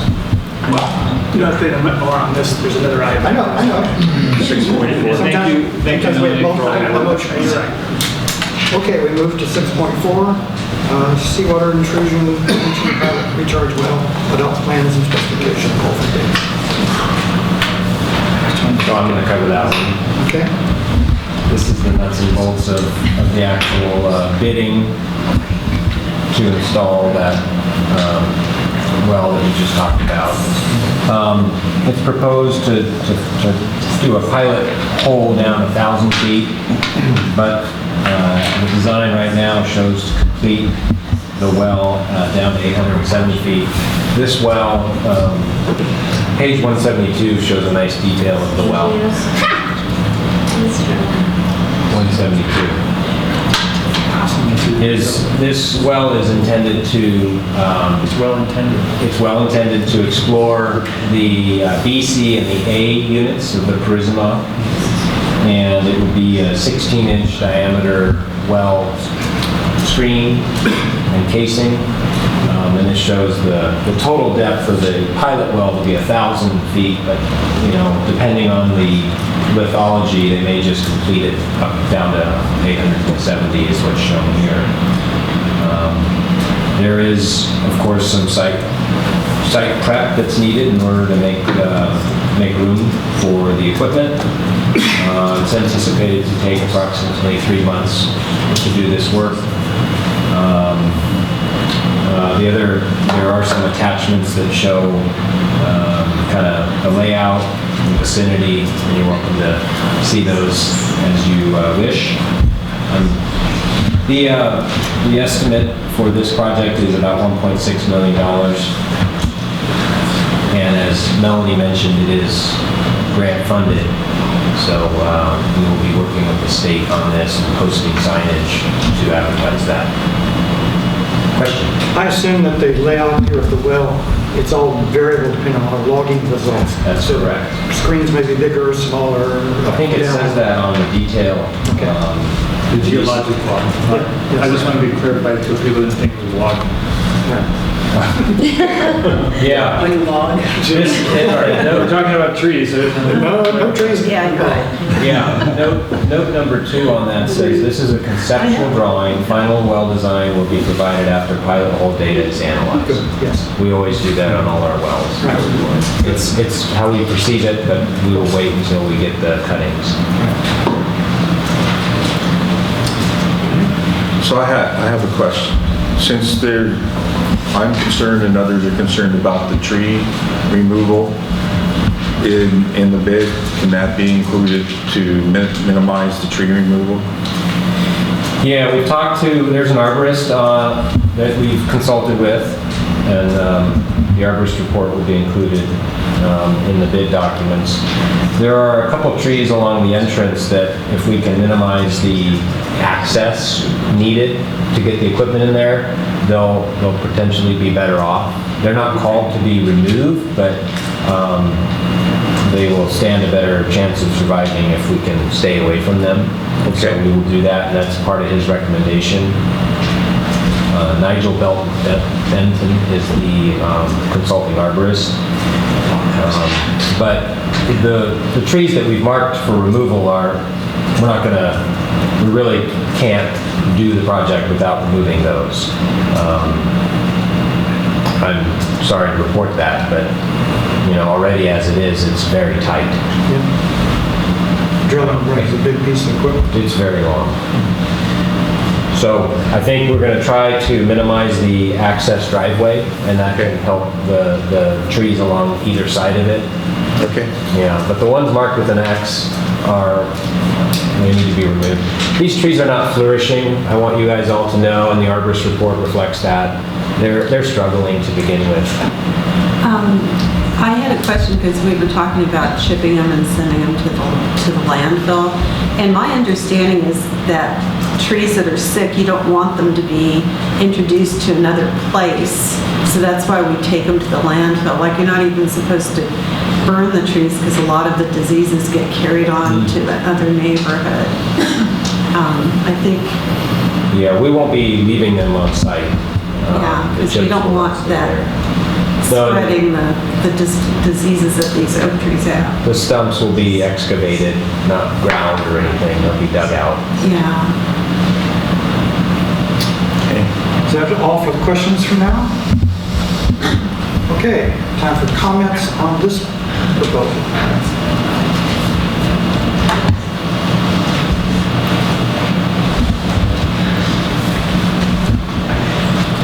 Thank you, Becky Steinbrenner. Can you please put up on screen page 176?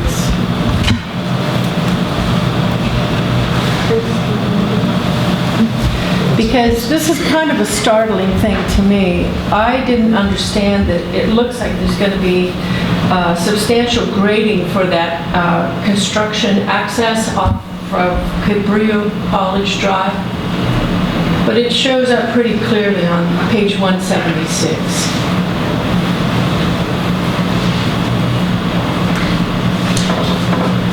Actually, page 177 is a better depiction of the grading, if you don't mind. Well, let's put up 176 and then 177, if you don't mind. 177 is So when I saw this, I didn't understand in reading the impact report, the NEGDEC report, that this was even going to happen. To me, that's a substantial amount of grading that's going to go on, and you're going to do this project in January during the high rain times? What's that going to do to affect Cabrillo College Drive traffic and erosion control? And that was one of my comments, that what is the erosion control measure? And it's just best management practices. That is a very vague and unacceptable answer. I would also like to ask, because I've consulted with a member of the congregation, that are there plans, is this where the coffee house is going to go? Is there plans for construction of the coffee house by the church here? No. Are you sure? It's a different location. Okay. Well, that's some new information for me then. And I want to ask, how many of you have gone to the site? Because you're making it sound like these trees are diseased and failing. They are not. How many of you have gone to the site? Raise your hand. I've been there, so I know that grove of trees.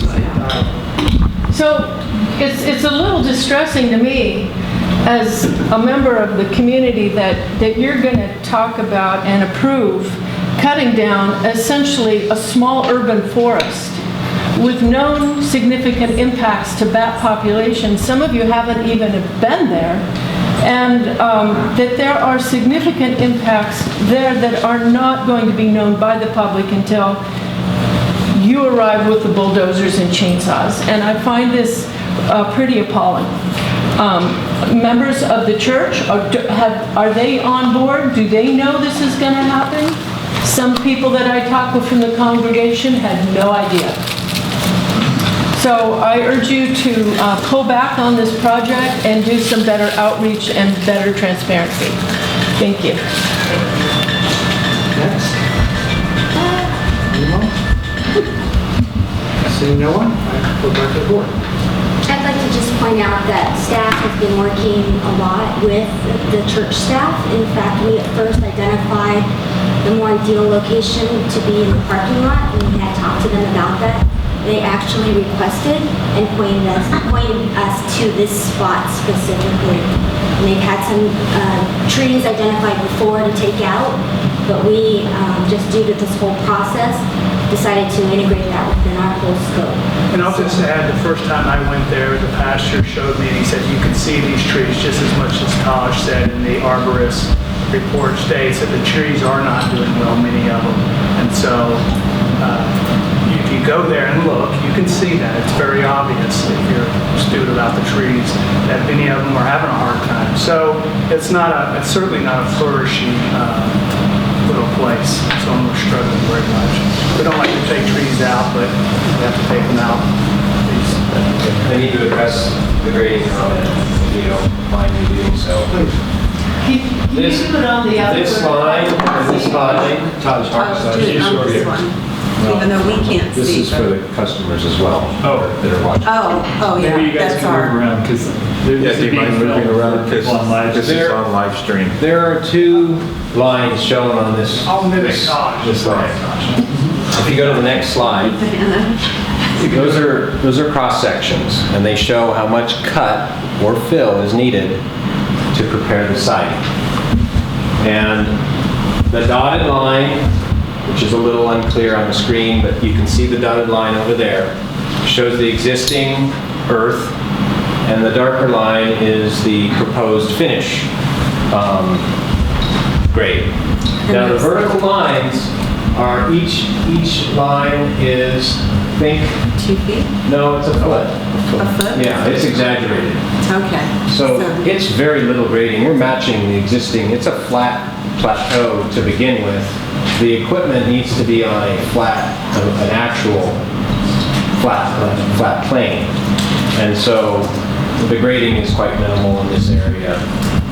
It was overstated, I think, by the prior. It's like a foot to 2 feet at most, it looks like.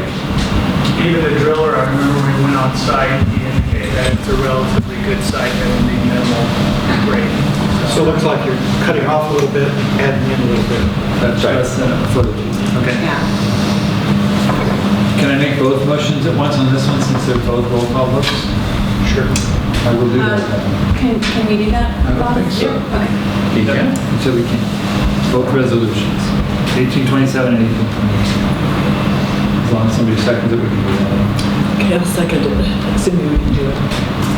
I trust Bob. Okay. President Daniels? Yes.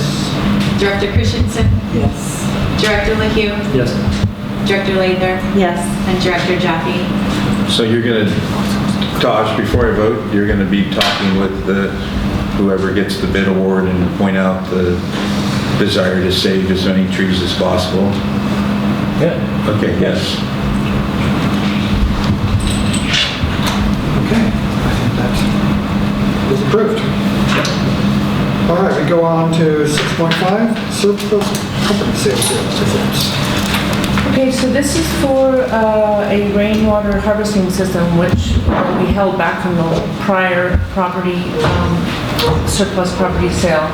So we could time it with the Water Harvest Festival that happened on October 20th. So we advertised it at the festival, on Craigslist, on the Sentinel, and on our website, but we did not receive any bid within the bid time. We did receive one bid a day late, and it was less than the minimum bid. So we have had some preliminary discussions with a couple of local school districts who might be interested in that, and the surplus property policy does allow for offering to other public agencies or nonprofits if the resale value is not high enough to get any bids. So that is one of the options I have as a motion.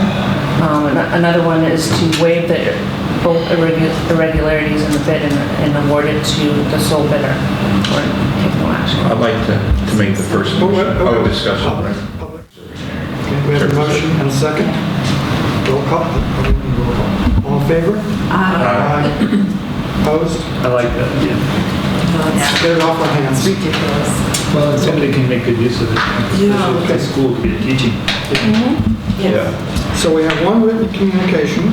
Anyone wish to do anything with this pile of documents? No? Done. Okay, so we're going into a closed session. Any comments on that? Seeing none? I think we're done. Thank you everyone for coming.